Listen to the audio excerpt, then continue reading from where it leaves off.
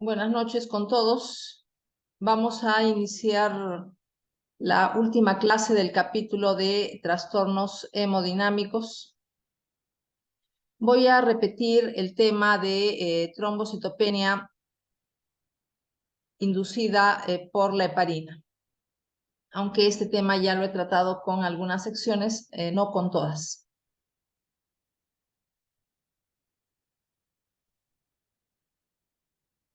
En el caso de la trombocitopenia inducida por la heparina, se forman anticuerpos contra complejos formados por la heparina y factor plaquetario 4 en la superficie de las plaquetas, y complejos similares en la membrana endotelial.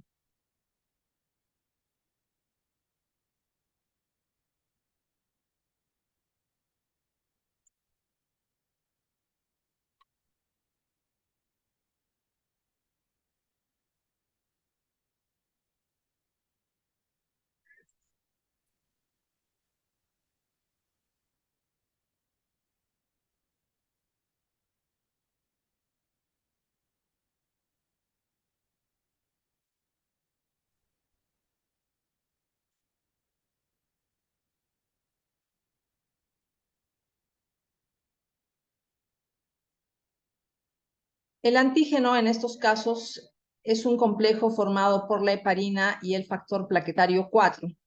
El factor plaquetario 4 es liberado por las plaquetas, se ubica en los gránulos alfa. Recordamos que las plaquetas tienen dos tipos de gránulos.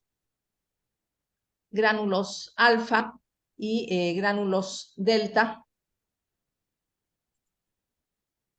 o gránulos densos. Entonces se forman anticuerpos contra este complejo. Evidentemente los anticuerpos son sintetizados por los linfocitos B. Sucede después la unión antígeno-anticuerpo, pero nosotros tenemos que recordar que los anticuerpos tienen una porción constante y una porción variable que se une al antígeno. La porción constante se une a anticuerpos que se ubican en la membrana plaquetaria, produciendo su activación. La activación plaquetaria da lugar a la agregación plaquetaria y posteriormente a fenómenos de trombosis.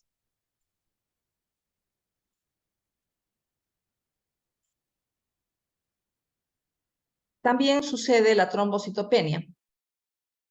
Esto es consecuencia de que se encuentran anticuerpos unidos a la membrana plaquetaria. Esto ya lo acabo de mencionar. Y en la pulpa roja del vaso se produce la fagocitosis de las plaquetas cubiertas por anticuerpos. Esta fagocitosis la realizan histocitos de la pulpa roja del vaso. Por lo tanto, hay trombosis y trombocitopenia por esta causa. En la actualidad, la trombocitopenia inducida por la heparina es un fenómeno raro. Es una patología rara porque en la actualidad se utiliza heparina fraccionada, en la cual las fracciones tienen un peso molecular bajo, un peso molecular menor a 7.000 Daltons. Antiguamente se utilizaba heparina no fraccionada, mezcla de glucosaminoglicanos de pesos moleculares variables, y algunos de estos glucosaminoglicanos tenían peso molecular alto y eran los elementos antigénicos.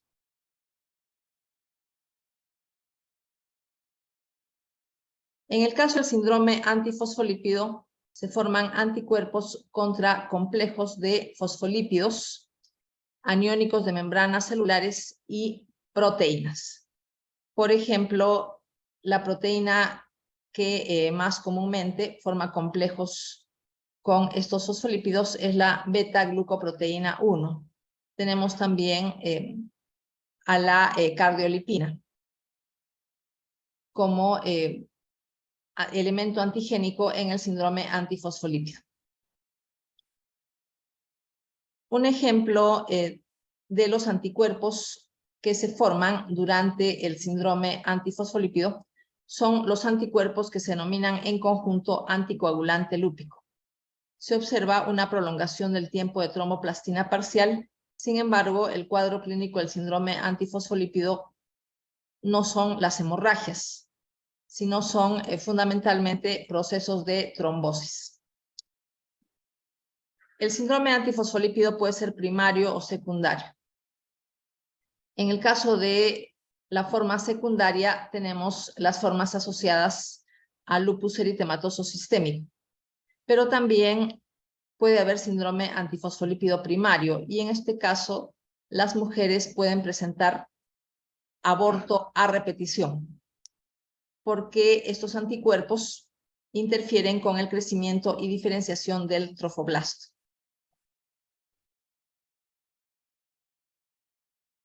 Continuamos el tema de trombosis mencionando algunos estados de hipercoagulabilidad secundaria y serían trastornos de tipo adquirido.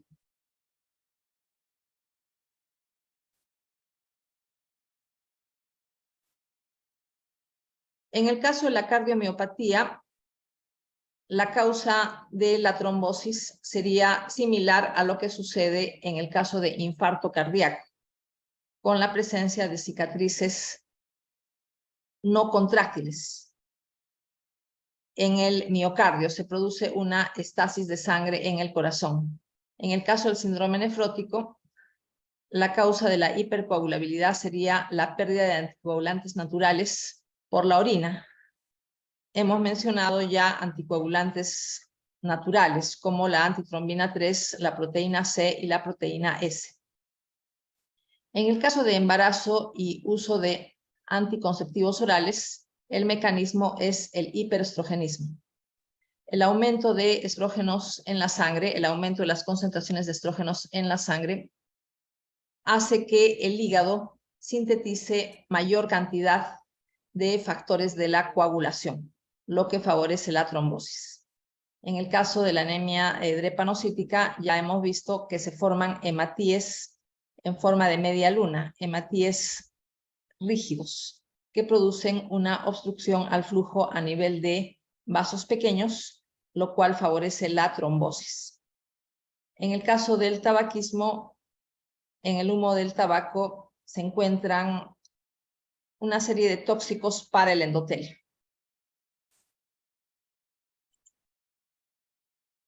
Pasamos al tema de morfología del trombo.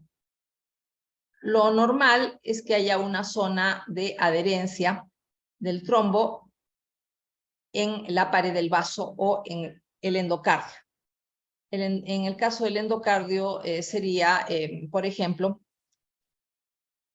en casos de fibrilación auricular o estenosis mitral. Hemos visto que hay una estasis de sangre en la aurícula izquierda. Se retiene sangre en la aurícula izquierda, lo que favorece la formación de trombos. Y hay una zona en la cual el trombo está pegado a la pared del endocardio. En el caso de los trombos que se forman en cámaras cardíacas o aorta, los trombos presentan lo que se denomina líneas de sangre, es decir, capas claras con predominio de fibrina y plaquetas y capas oscuras con predominio de hematíes. Los trombos pueden ser trombos blancos. Se forman generalmente en arterias y cámaras cardíacas, que son sitios de flujo sanguíneo activo. Tienen un color grisáceo y mayor cantidad de fibrina y plaquetas en relación a los trombos rojos o de estasis. En estos casos el color es más oscuro porque tienen mayor cantidad de hematíes. Esto significa que los trombos rojos o de estasis se forman de manera preferente en venas y los trombos blancos se forman de manera preferente en arterias y cámaras cardíacas. En el caso de los trombos post-mortem, en estos casos, estos trombos no están adheridos a la pared vascular o a la cámara cardíaca. No se forman después de la muerte, evidentemente.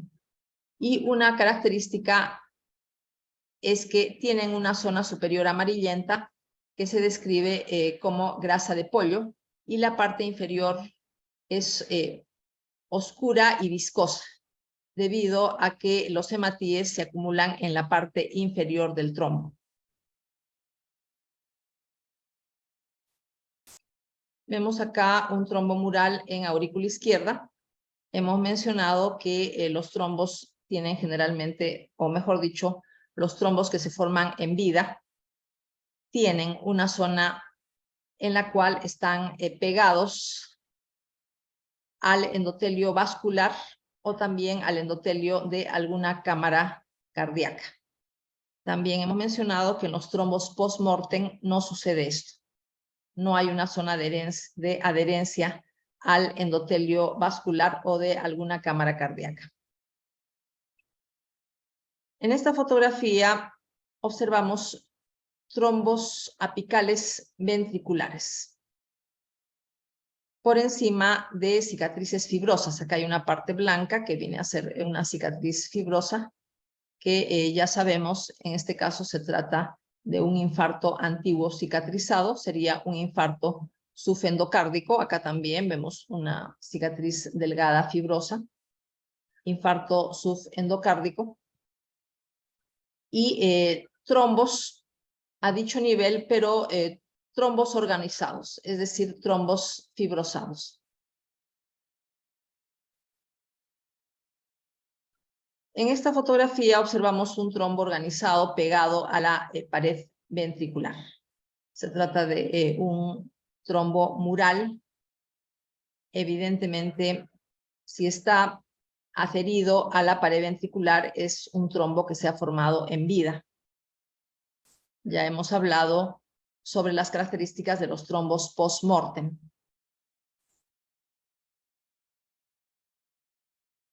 Trombo laminado en aneurisma aórtico dilatado. Aquí lo que podemos observar es un trombo que está cortado por la mitad y se pueden observar las líneas de Sang. Se pueden observar este aspecto laminado. Las líneas de Sang mencionábamos que eran zonas de mayor concentración de fibrina y plaquetas. Se intercalaban con zonas de color rojo más oscuro, que eran zonas que tenían mayor cantidad de hematíes. Evolución de los trombos. Los trombos pueden propagarse, es decir, aumentar de tamaño por la acumulación de plaquetas y fibrina. Entonces, observamos acá la propagación. O sea, el trombo se hace cada vez más grande, puede llegar a obstruir el lumen del vaso, y en el caso de venas, el crecimiento del trombo es hacia el corazón. El trombo también puede embolizar, es decir, puede desprenderse totalmente o por partes. Entonces, la zona desprendida, el coágulo desprendido, viajaría por la circulación y embolizaría a diferentes alturas del lecho vascular, dependiendo de la zona de origen. Por ejemplo, los trombos que se originan en el sistema venoso. La embolización sería hacia el tejido pulmonar. ¿Qué pasaría con los trombos que se originan, los émbolos que se originan de algún trombo que se forma en el corazón izquierdo o en arterias? Tendrían que viajar por el sistema arterial y detenerse en algún vaso arterial del calibre adecuado. La disolución. Nosotros conocemos el sistema fibrinolítico, que es un sistema natural que mantiene el trombo ubicado en la zona donde es necesario y evita su propagación. El sistema fibrinolítico puede actuar sobre los trombos recién formados, dando lugar a su reducción o inclusive a su desaparición. La desaparición y la reducción es más sencilla en el caso de trombos recientes. Esto se puede ver, por ejemplo, en el tratamiento del infarto cardíaco. Si se produce isquemia coronaria debido a una trombosis en alguna placa arteriosclerótica, sobre una placa arteriosclerótica, el tratamiento trombolítico, para que sea efectivo, tiene que iniciarse lo más pronto posible. Si se inicia el tratamiento trombolítico más de 12 horas de haberse producido la trombosis, no habrá mayor efecto, no habrá mayor ventaja en relación con este tratamiento, porque con el paso de las horas los trombos se van reforzando de manera progresiva, de modo que el sistema fibrinolítico natural o el tratamiento trombolítico va a ser insuficiente para lograr su reducción o desaparición. La organización del trombo significa fibrosis y vascularización del trombo. Sabemos que, como en cualquier cicatriz, primero se forma tejido de granulación y después se continúa con el proceso de cicatrización. Entonces, la organización del trombo sería una especie de cicatrización del trombo. Como se forma una cicatriz, vamos a tener que el trombo se convierte en tejido conjuntivo. Y el tejido conjuntivo tiene vasos sanguíneos, lo que se denomina recanalización del trombo. Bueno, acá vemos el esquema que ya hemos mencionado respecto a la evolución de los trombos. Tenemos el crecimiento de los trombos o propagación. La fibrinolisis, que puede ser de manera natural, mediante los mecanismos fibrinolíticos naturales o mediante tratamiento. Puede llegar a lograr la reducción del trombo o su desaparición. Ya hemos hablado del embolismo. Émbolos que se originan de trombos de venas, embolizan al pulmón. También hemos mencionado qué es lo que sucede en el caso de trombos que se originan en arterias o en cámaras cardíacas. En cuanto a la organización del trombo, el trombo, que es un coágulo sanguíneo al inicio, se fibrosa y el tejido conjuntivo tiene vasos sanguíneos por los cuales puede circular sangre. A eso se denomina recanalización del trombo. Pero esta cicatriz en la que se ha convertido el trombo puede reducirse de manera progresiva y el trombo queda incorporado a la pared del vaso. La zona donde hubo trombosis queda como una zona más gruesa a nivel de la pared del vaso. Trombo parcialmente organizado. Acá vemos un coágulo sanguíneo en el lumen de un vaso con una zona de adherencia y a dicho nivel se inicia la organización del trombo, es decir, la fibrosis del trombo, que es un proceso de cicatrización tal como ya lo conocemos, es decir, primero formación de tejido de granulación, pues el tejido de granulación regresiona y queda una cicatriz que puede sufrir remodelación. Igual sucede con la organización del trombo. Vemos acá un trombo arterial organizado. se puede reconocer la pared muscular de una arteria y se ve que el lumen está ocupado por completo por tejido conjuntivo que tiene vasos sanguíneos. Es decir, el trombo se ha fibrosado por completo, se ha organizado por completo. Tenemos acá una fotografía del mismo vaso con un trombo organizado, pero con una coloración para fibras elásticas. Las fibras elásticas se ven negras. Donde están las flechas están las fibras elásticas. Y se ve que hay un tejido conjuntivo que ocupa la totalidad del lumen vascular. Quiere decir que el trombo se ha organizado por completo, o sea, se ha fibrosado por completo. Tromboémbolo en la bifurcación de la arteria pulmonar. Este tipo de émbolos se denomina émbolos en silla de montar. Como se trata de un tromboémbolo ubicado a nivel de la arteria pulmonar, deducimos que se trata de un trombo que se origina en el sistema venoso. Evidentemente se trata de trombos muy grandes. El problema de los tromboémbolos a dicho nivel, que se ubican a dicho nivel, es que pueden dar lugar a un shock obstructivo, con una insuficiencia, un shock cardiogénico obstructivo con una insuficiencia cardíaca derecha aguda.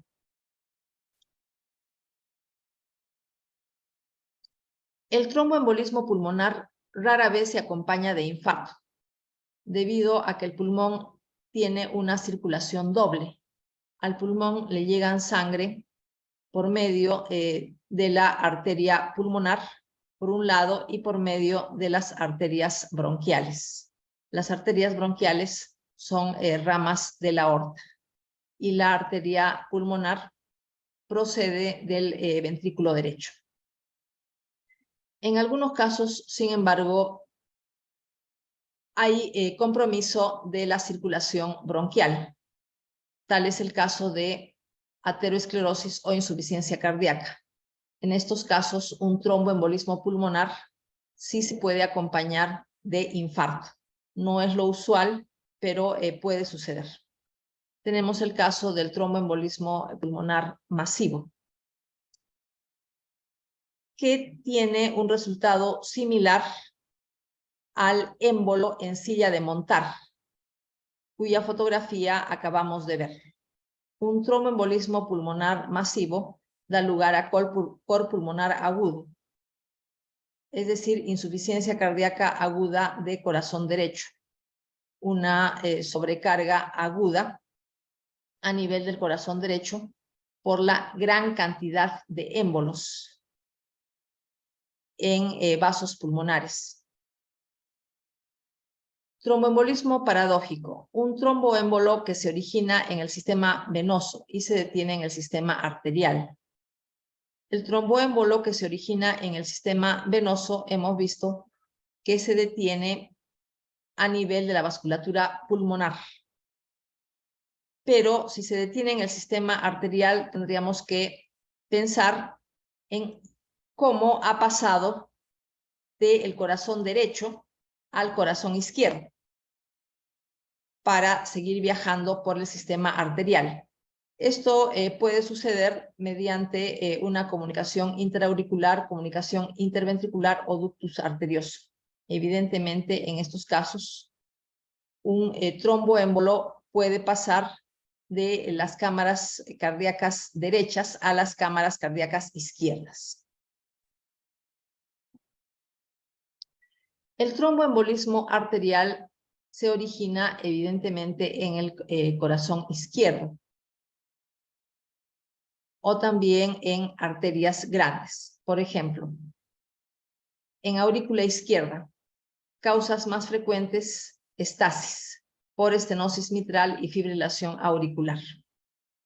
Si se origina en ventrículo derecho, ya hemos visto que también la causa es estasis, zona hipokinética del miocardio, zona del miocardio que no se contrae de manera adecuada porque se ha convertido en una cicatriz debido a un infarto antiguo. También se puede originar en aneurismas aórticos. Igualmente, en estos casos, el mecanismo de formación de trombos es la estasis vascular. El aneurisma puede tener como origen la arterioesclerosis. Origen de émbolos arteriales, tenemos ateromas de arteria carótida. Tenemos también émbolos que nacen de trombos que se ubican en cámaras cardíacas izquierdas. Ya hemos hablado de las causas de trombos, émbolos que se originan a partir de trombos de aurícula izquierda, trombos que se ubican en ventrículo izquierdo, evidentemente pueden embolizar hacia el sistema arterial. Tenemos también ateromas aórticos, en los cuales puede haber la formación de trombos a nivel de la superficie. En el caso de aneurismas son aórticos, son más frecuentes en la aorta abdominal o también en arterias grandes, tales como las arterias ilíacas. En cuanto a la ubicación de los trombos, de los émbolos, después de que hayan viajado por el sistema arterial. El émbolo que viaja por el sistema arterial se puede detener en diferentes arterias. Por ejemplo, se puede detener en arterias cerebrales, dando lugar a un infarto a dicho nivel por la obstrucción producida por el émbolo. Puede también el émbolo arterial detenerse en alguna arteria de retina. También se puede detener a nivel de las coronarias, a nivel del vaso, a nivel del riñón, a nivel de alguna de las arterias mesentéricas o a nivel de vasos de miembros inferiores. Entonces, repito, la detención de émbolos a dicho nivel puede acompañarse de infarto. Coagulación intravascular diseminada. Se le llama también coagulopatía de consumo. Se consumen plaquetas y factores de la coagulación en la formación de trombos muy pequeños a nivel de la microvasculatura. Después del consumo de plaquetas y factores de la coagulación suceden hemorragias. Mencionaba que los trombos se producen en grandes cantidades en la microcirculación. Evidentemente va a haber una hipoxia de los tejidos e insuficiencia circulatoria. Las causas: septicemia, embolia de líquido amniótico, pancreatitis aguda, leucemia promielocítica, etc. Embolismo graso y de médula ósea. ¿Cómo puede penetrar fragmentos de tejido adiposo y fragmentos de médula ósea en el sistema vascular? A partir de fracturas de huesos largos y también a partir de traumatismo de tejidos blandos y quemaduras. Hay una laceración de vasos y a nivel de estos vasos lacerados penetran pequeñas cantidades de tejido de médula ósea, tejido adiposo y también tejido conjuntivo. Evidentemente, estos émbolos se van a detener en algún vaso del calibre adecuado y a dicho nivel va a haber hipoxia por obstrucción. Además, lesión bioquímica endotelial por liberación de ácidos grasos. Vemos acá embolismo de médula ósea. La médula ósea tiene adipocitos y también tiene tejido hematopoyético. Igualmente acá se puede ver tejido hematopoyético con adipocitos y además un coágulo sanguíneo. Embolismo aéreo. Circulación de aire por los vasos, Para que hayan alteraciones clínicas, por lo menos tiene que penetrar 100 centímetros cúbicos de aire en la circulación. Puede penetrar el aire en vasos que han sufrido traumatismo, por ejemplo, traumatismos de la pared torácica y también laceración de venas uterinas con la penetración de aire a raíz de procedimientos obstétricos. Síndrome de descompresión. Se llama también enfermedad de los buzos. Cuando se desciende en el mar, aumenta la presión atmosférica. A mayor presión, mayor volumen de un determinado gas se puede disolver en un medio líquido, que es la sangre, dependiendo de la solubilidad del gas. El nitrógeno y el oxígeno del aire inspirado son muy solubles en el agua de la sangre. Entonces, estos dos gases se disuelven en el agua de la sangre conforme la persona desciende hacia el fondo del mar.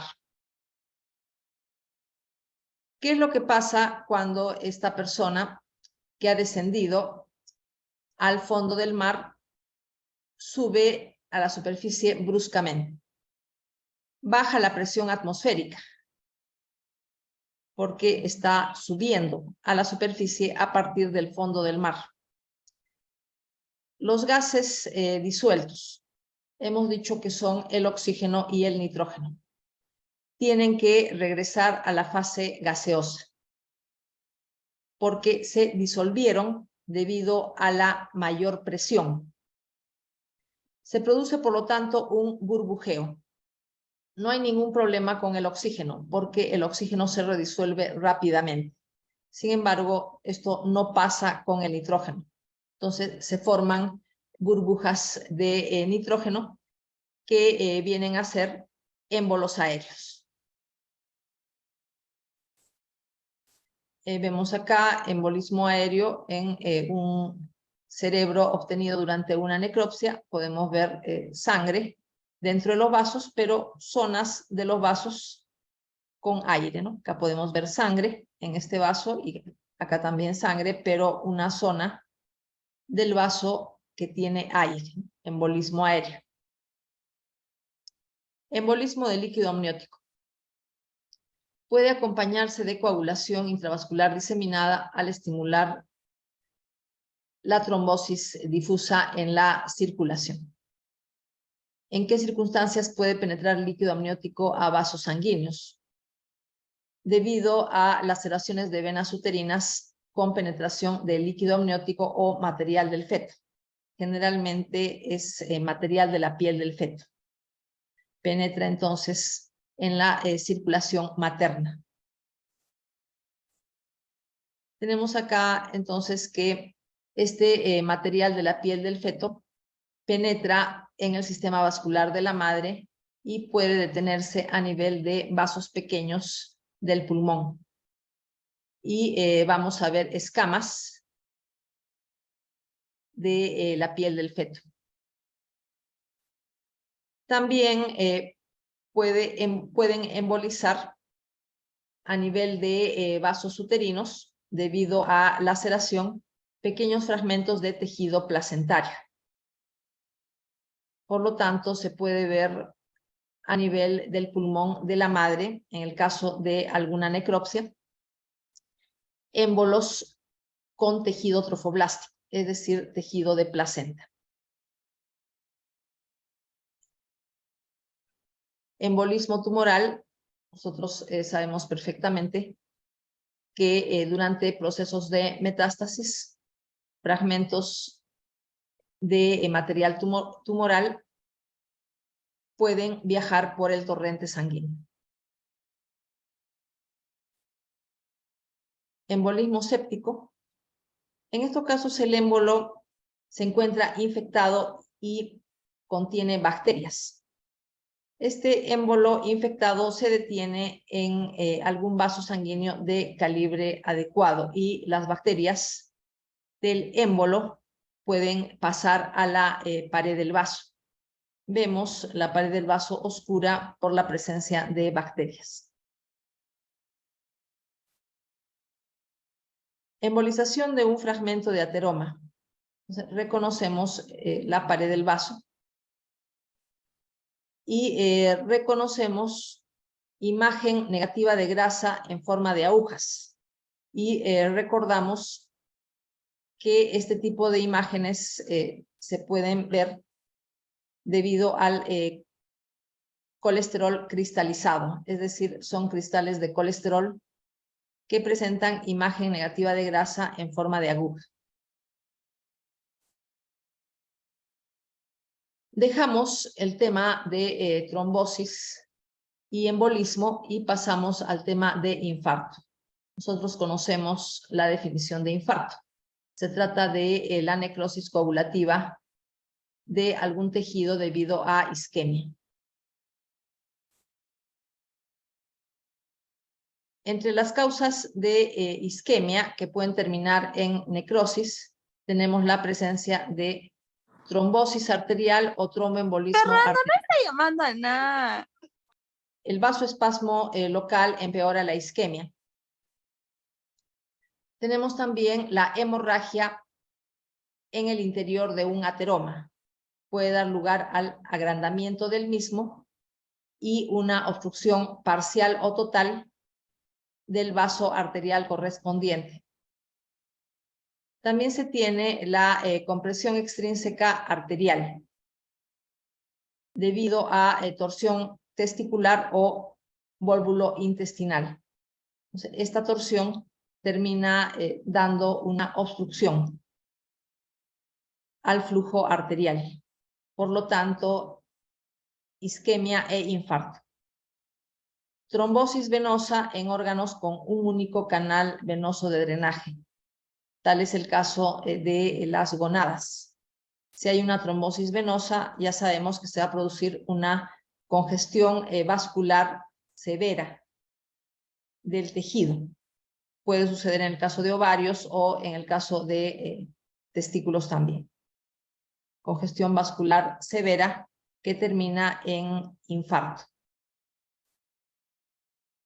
Los infartos pueden ser de dos tipos. Infartos rojos o infartos hemorrágicos. Y infartos blancos o infartos anémicos.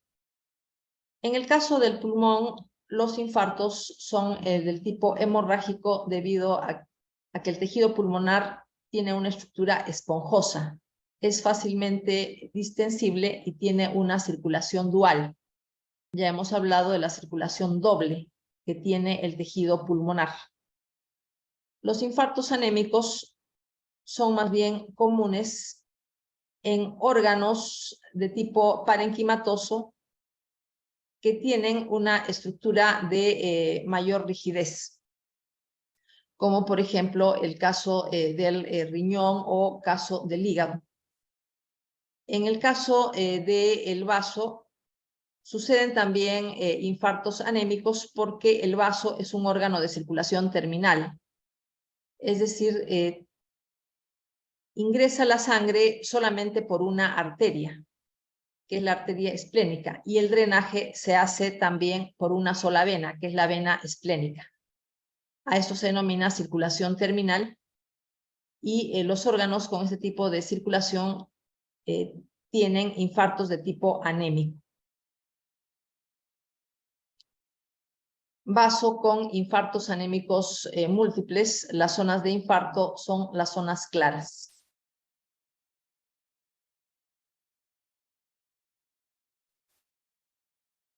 Infarto renal antiguo reemplazado por una cicatriz fibrótica. Tenemos acá la zona de infarto. Tiene más o menos una forma de cuña y la coloración de la zona infartada que ya presenta cicatrización es más clara en relación con el resto del parénquima. Sabemos que la muerte de un tejido estimula inflamación, esto ya lo hemos visto. Los fagocitos hacen desaparecer el material necrótico y empieza la reparación con la formación de una cicatriz o con regeneración. En los casos de zonas necróticas muy grandes, evidentemente la regeneración va a ser solamente parcial y va a haber zonas del tejido infartado que van a ser reemplazadas por una cicatriz.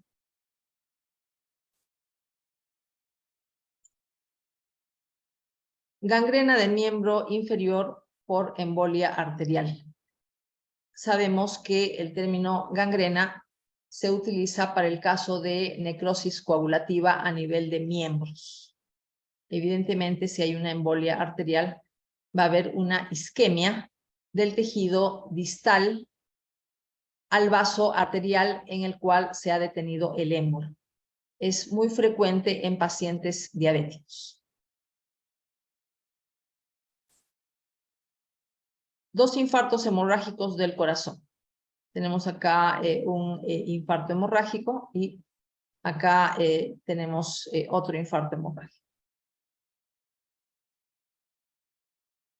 Acá lo que podemos ver es infarto hemorrágico a nivel del miocardio y vemos acá una zona blanquecina que viene a ser una cicatriz de infarto antiguo. Acá la zona blanquecina, cicatriz de un infarto antiguo. Factores que influyen en el desarrollo de un infarto. Tipo de aporte vascular del tejido. Hemos hablado de órganos con circulación doble. Ejemplo, pulmón. Mencionábamos que le llegaba sangre por medio de la arteria pulmonar por un lado y por el otro lado por medio de arterias bronquiales, ramas de la aorta. En el caso del hígado tenemos también una circulación doble, porque le llega sangre por la vena porta y por la arteria hepática. En el caso de brazo y antebrazo, la sangre llega por medio de la arteria radial y la arteria cubital y hay anastomosis entre estas dos arterias. En el caso de los intestinos, sabemos que hay múltiples anastomosis entre las arterias mesentérica superior y mesentérica inferior. Estos órganos con circulación doble están protegidos del infarto en relación a los de circulación terminal, tales como el riñón, vaso, gonadas. Ya hemos dicho, órganos de circulación terminal son aquellos en los cuales hay una sola arteria por la que ingresa la sangre y hay una sola vena por la que drena la sangre venosa. Ritmo de desarrollo de la oclusión. Si es lento, da tiempo al desarrollo de anastomosis entre las diferentes arterias del tejido. Un ejemplo típico es lo que sucede en el corazón. Podemos tener un ateroma de crecimiento lento en alguna de las arterias coronarias. Sin embargo, entre las arterias coronarias existen anastomosis que están generalmente colapsadas. Sin embargo,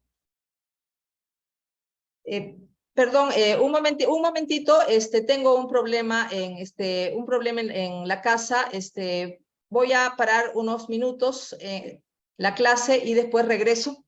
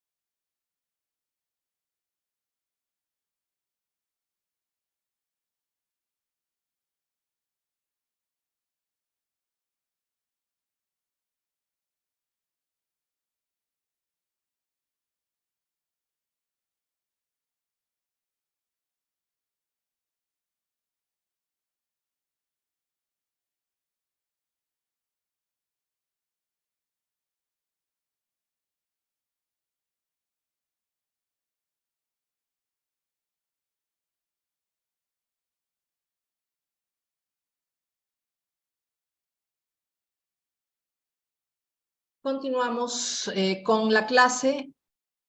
Estábamos en factores que intervienen en el desarrollo de un infarto. Hablábamos de lo que pasaba a nivel del corazón cuando un ateroma en una coronaria crecía de manera lenta, daba tiempo para que se desarrollen las colaterales, lo cual disminuía la isquemia a pesar de que podía haber una obstrucción debido a este ateroma. Sin embargo, si se produce una trombosis en una coronaria, o sea, una obstrucción súbita, no da tiempo para que se desarrollen dichas colaterales. Por lo tanto, el riesgo de infarto es mayor. Vulnerabilidad del tejido a la hipoxia. Neuronas y fibras musculares estriadas de tipo cardíaco son muy sensibles a la hipoxia. Las neuronas no toleran más allá de 3 a 4 minutos de hipoxia total. En el caso de las fibras musculares cardíacas, pueden tolerar hasta 20 minutos de isquemia total. Y no hay necrosis, pero más allá de los 20 minutos va a haber una muerte progresiva de este tipo de células. En cambio, los fibroblastos son muy resistentes a la hipoxia. Pueden tolerar, sin experimentar necrosis, horas de hipoxia severa. Contenido de oxígeno de la sangre. La anemia aumenta el riesgo de infarto, evidentemente. Cuando existe anemia, disminuye la cantidad de oxígeno transportado por la sangre. El último tema del capítulo de trastornos hemodinámicos es el tema de shock. Empezamos con la definición. Shock implica trastorno en el flujo sanguíneo, con reducción de la perfusión y, por lo tanto, del aporte de oxígeno por debajo de los niveles mínimos necesarios requeridos, a pesar de mecanismos compensadores. Si hay una deficiencia circulatoria, va a haber una hipoxia de tejidos. Las consecuencias ya las conocemos. A propósito del capítulo de lesión celular, nosotros hemos tocado el tema de hipoxia celular. Hay una disminución en la producción del ATP, una activación de la vía glicolítica, que da lugar a la producción de ácido láctico. También tenemos que recordar que la vía glicolítica es mucho menos eficiente en lo que se refiere a la producción de ATP en relación con el ciclo de Krebs. Finalmente, la hipoxia da lugar a lesión celular primero y después a muerte celular. Tipos de shock. Shock cardiogénico. Disminución de la función de bomba por parte del miocardio. Disminución de la fuerza ventricular. Causas: infarto miocárdico, cardiomiopatía, enfermedad valvular cardíaca, ruptura ventricular. Esto puede suceder debido a un traumatismo o también en infartos transmurales, cardiopatía congénita. La ruptura de los músculos papilares también puede acompañar al infarto cardíaco. Shock cardiogénico con componente obstructivo. En este caso hay una falla en el llenado diastólico, producto de la compresión del corazón y las estructuras circundantes o pérdida de distensibilidad de estas. Causas: embolismo pulmonar masivo. Ya hemos visto este caso. Hay una sobrecarga aguda a nivel del corazón derecho debido a este embolismo masivo. Es una causa de shock cardiogénico de tipo obstructivo. Tenemos también el embolismo pulmonar en silla de montar. Acabamos de ver una fotografía en relación a un émbolo en silla de montar, en la bifurcación de la arteria pulmonar. Taponamiento cardíaco. En este caso, la cavidad pericárdica se llena de líquido o de sangre en tal cantidad que no permite la distensión ventricular durante la diástole. También es una forma de shock cardiogénico de tipo obstructivo. Otras causas: aneurisma disecante de la aorta y neumotórax a tensión. Shock hipovolémico. Disminución del retorno venoso por disminución del volumen intravascular efectivo. Causas de la pérdida del líquido intravascular, sea pérdida de sangre, hemorragia aguda. También tenemos disminución del volumen intravascular debido a deshidratación, vómitos severos, diarrea severa, uso de diuréticos en exceso y quemaduras severas. Evidentemente, en estos casos se pierden líquidos debido a zonas extensas de piel denudada. Shock distributivo. Mala distribución del contenido vascular. Hay una disminución del tono vasomotor y una vasodilatación incontrolada. Causas: septicemia, acompañada de shock séptico. Tenemos también la anafilaxia severa, lo que se denomina el shock anafiláctico. Traumatismo de la médula espinal, lo que se denomina el shock neurogénico. En el caso de la pancreatitis, la vasodilatación exagerada es parte de un síndrome de respuesta inflamatoria sistémica, y también tenemos el caso del shock tóxico. Vamos a ver más adelante de qué manera intervienen los superantígenos en la patogénesis del síndrome de shock tóxico. Todos los tipos de shock que acabo de mencionar están resumidos en este esquema. Hablamos de un shock distributivo. El shock distributivo puede ser séptico, anafiláctico o neurogénico. Decíamos que se acompañaba de una vasodilatación exagerada. Tenemos también el shock cardiogénico, falla del corazón como bomba, o también tenemos el caso de una obstrucción severa, o sea, un componente obstructivo severo, que también hemos mencionado, y entre los ejemplos se encontraba el taponamiento cardíaco y el embolismo pulmonar masivo. Es decir, en el caso del shock cardiogénico, la falla puede ser de la misma bomba cardíaca. Ejemplos: infarto, miocárdico y miocarditis, y el shock de origen obstructivo. Hipovolémico, disminución del volumen sanguíneo. Hemos hablado de hemorragias, diarreas severas, otras causas de deshidratación y quemaduras.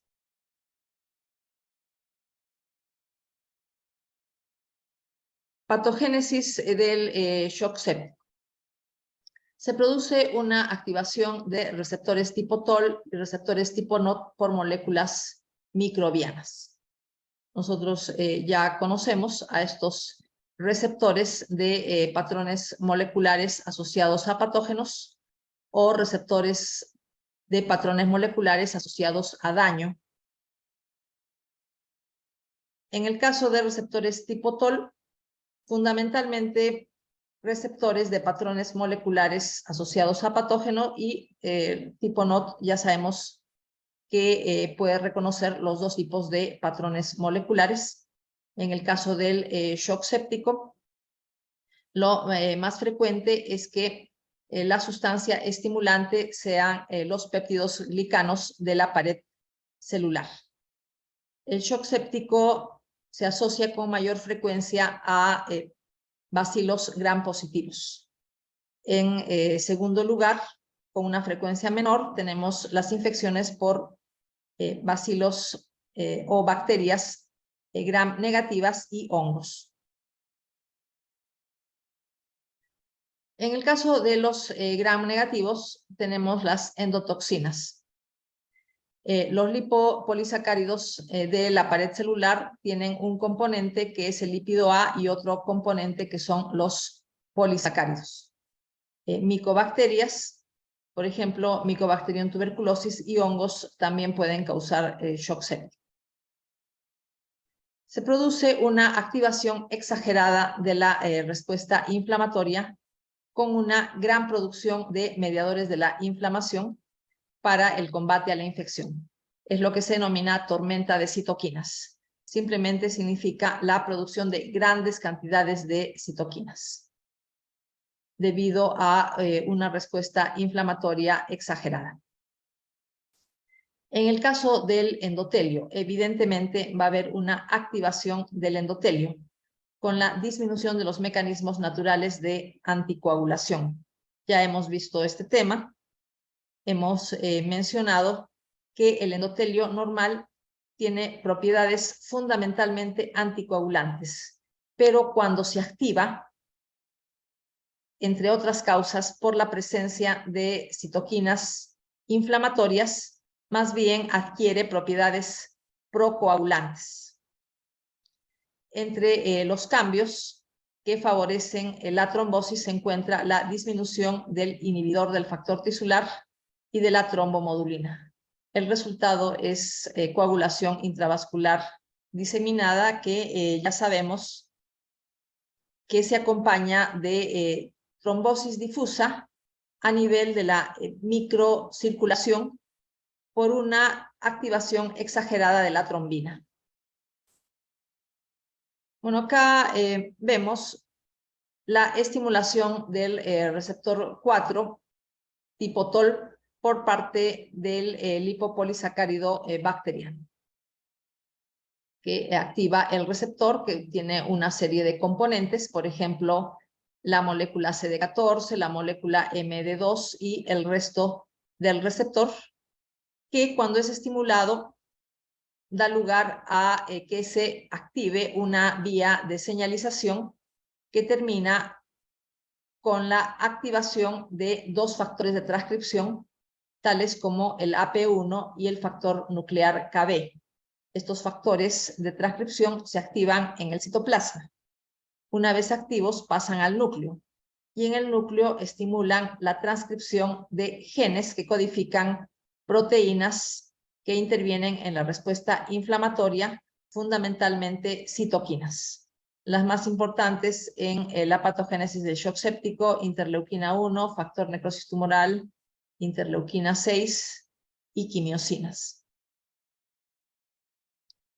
Ya se ha mencionado la producción de grandes cantidades de citoquinas, lo que se denomina tormenta de citoquinas. Sigue después un síndrome de respuesta inflamatoria sistémica y falla multiorgánica. A la falla multiorgánica sigue evidentemente la muerte. Cascada de citoquinas. Empezamos primero por moléculas microbianas, tales como los lipopolisacáridos de la pared bacteriana, y el resto de citoquinas que se van produciendo de manera progresiva en grandes cantidades, tales como el factor necrosis tumoral, interleuquina 1, interleuquina 6 e interleuquina 8. Recordamos a la interleuquina 8 como una quimiosina de neutrófilos. Efectos de los mediadores inflamatorios en el shock séptico: vasodilatación sistémica, lo que da lugar a la deficiencia circulatoria y a la hipoxia de los tejidos. Disminución de la contractibilidad miocárdica. Evidentemente, esto contribuye con la mala perfusión de los tejidos y la hipoxia de los mismos. Lesión y activación endotelial diseminada. Ya hemos visto que una consecuencia de la activación endotelial es la adquisición de propiedades procoagulantes del endotelio, pero también existe un favorecimiento de los procesos inflamatorios, porque el endotelio activo aumenta la expresión de moléculas de adhesión. En el caso del pulmón, la adhesión de neutrófilos a los vasos de septos alveolares causa edema pulmonar no cardiogénico o daño alveolar difuso, que es una lesión que sucede en casos de shock séptico. Vamos a mencionar una citoquina inflamatoria que no es muy conocida, que es la proteína B1 del grupo de alta movilidad. Entonces, estas son las siglas, grupo de alta movilidad, ¿no? H de high, por eso alta movilidad, ¿no? Secretada por monocitos, macrófagos y células dendríticas activadas.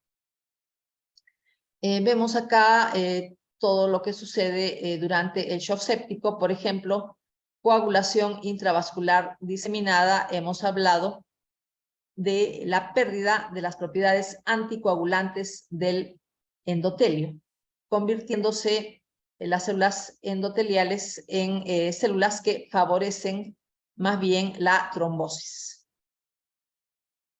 Tenemos también la vasodilatación y el aumento de la permeabilidad vascular. Es también parte de la respuesta inflamatoria sistémica. Los mediadores que intervienen: interleuquina 6, interleuquina 8, óxido nítrico, factor activador plaquetario, especies reactivas de oxígeno, etc. En cuanto a la activación endotelial, mencionamos el aumento de expresión de moléculas de adhesión, lo que favorece la adhesión de neutrófilos y la adhesión de monocitos al endotelio. Tenemos también la inmunosupresión, debido a la producción de mediadores antiinflamatorios e inmunosupresores, tales como la interleuquina 10 y el receptor soluble del factor de necrosis tumoral. El receptor soluble se refiere al receptor del factor de necrosis tumoral que circula en la sangre y que contribuye a inactivar al factor de necrosis tumoral mediante su unión a él. Tenemos también que se estimula la apoptosis de células de la inmunidad, tales como los linfocitos.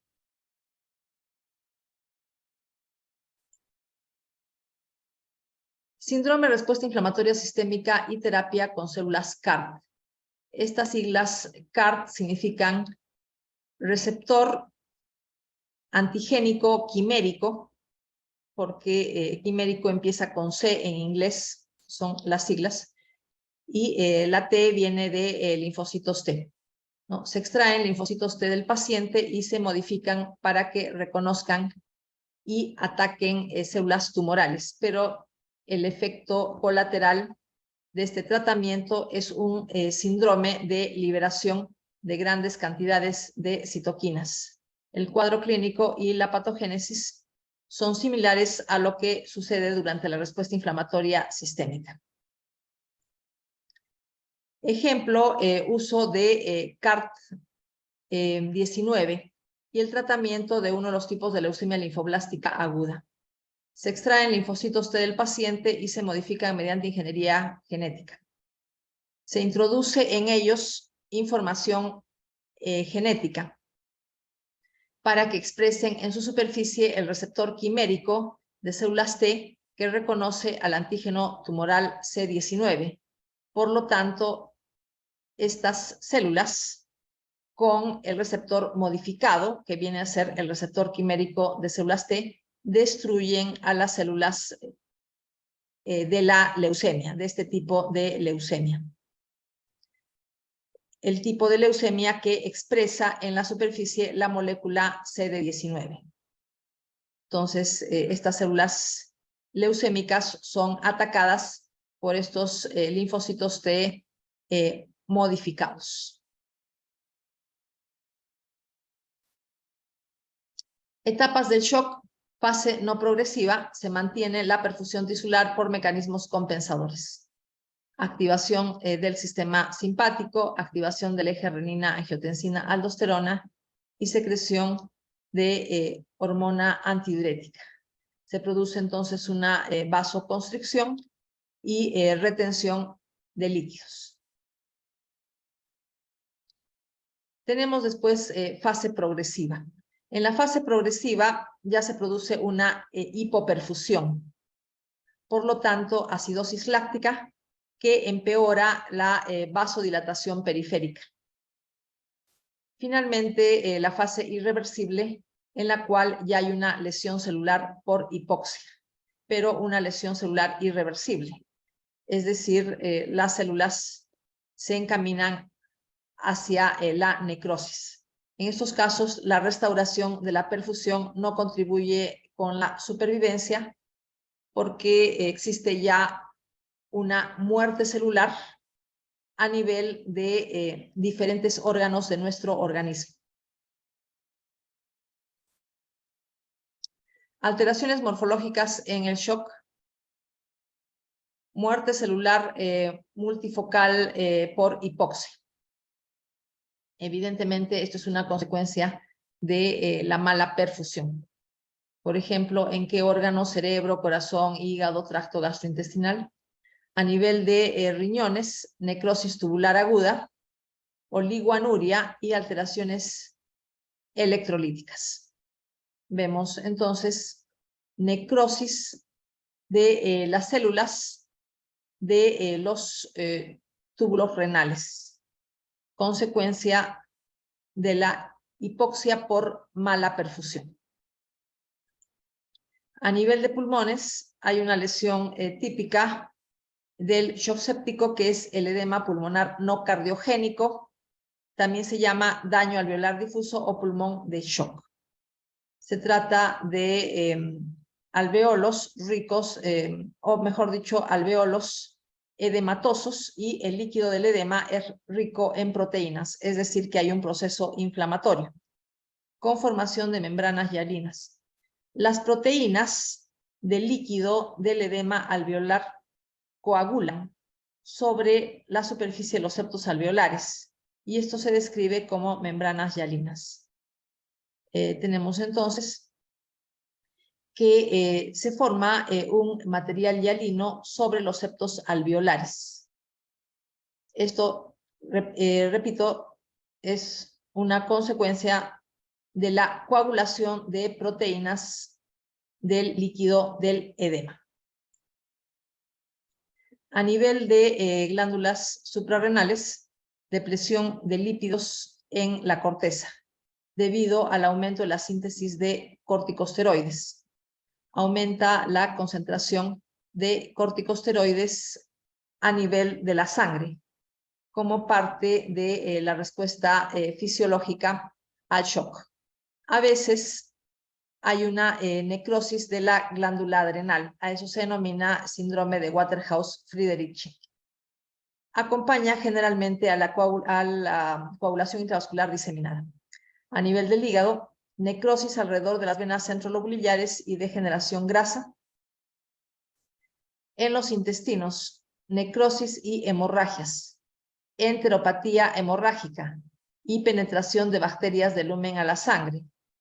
En este caso, en los tipos de shock no relacionados a infección, por ejemplo, shock cardiogénico o shock hipovolémico, se añade un componente infeccioso. Repito, debido a la penetración de bacterias del lumen del intestino hacia la sangre por necrosis a nivel del epitelio de estas vísceras. Marcador sanguíneo que distingue el síndrome de respuesta inflamatoria sistémica por infección de otra causa no infecciosa. Esto puede ser muy útil, por ejemplo, en niños. Se eleva la procalcitonina en la sangre. La procalcitonina es una proteína de fase aguda. Se produce en infecciones bacterianas severas y no en infecciones virales. por lo tanto, ayuda en el caso de los niños en la distinción de una infección bacteriana severa de una infección viral. Síndrome del shock tóxico causado por toxinas bacterianas con capacidad de activar linfocitos T de manera policlonal. Se unen a las zonas del receptor de antígenos de células T, diferentes a las zonas de reconocimiento del antígeno. En estos casos, estas toxinas bacterianas funcionan como superantígenos.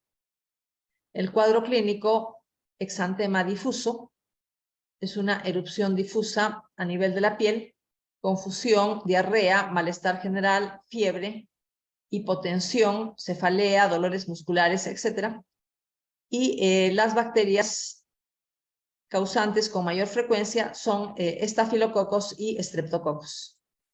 Terminamos este capítulo con la presentación de un esquema para distinguir un antígeno de un superantígeno.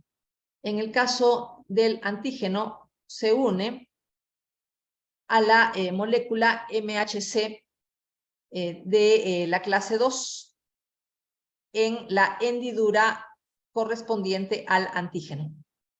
Y se une al receptor de antígenos de las células T en la hendidura correspondiente también al antígeno.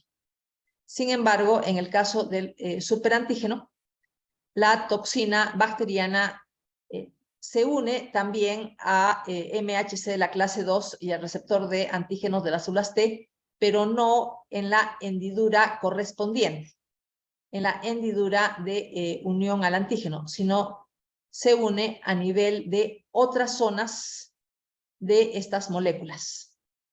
Por lo tanto, puede estimular grandes cantidades de linfocitos T. En el caso de los antígenos corrientes, solamente se estimulan los linfocitos que reconocen al antígeno correspondiente. Esto no pasa, repito, con el superantígeno. Se estimulan varios tipos de linfocitos que reconocen a diferentes antígenos. Con esto terminamos el capítulo de trastornos hemodinámicos. La próxima semana continuamos con el capítulo de trastornos genéticos.